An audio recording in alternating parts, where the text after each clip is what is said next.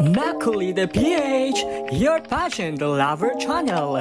Mag-subscribe ka na! Lumikha ng malaking usapan sa pageant community ang post ng pageant page admin na si Hiroshi Sani ng World of Pageantry at PP.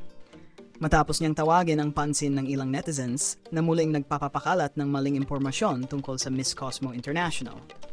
Ayon sa kanya, hindi na raw nakapagtataka kung bakit madalas maging target ng tukso at panlalait ang ilang Pinoy pageant fans dahil paulit-ulit na nagiging ugat ng fake news ang maling pagbabahagi ng hindi beripikadong balita. Sa viral post, ipinakita ni Hiroshi ang kumakalat na peking statement umano mula sa MCO staff na nagsasabing predetermined na raw ang pagkapanalo ng El Salvador at hindi na raw ikinokonsidera ang mga kandidatang mula sa Asia. Kasama pa rito ang translated versions ng nasabing fake news na nagpapatunay kung gaano kabilis kumalat ang maling impormasyon sa international pageant circles.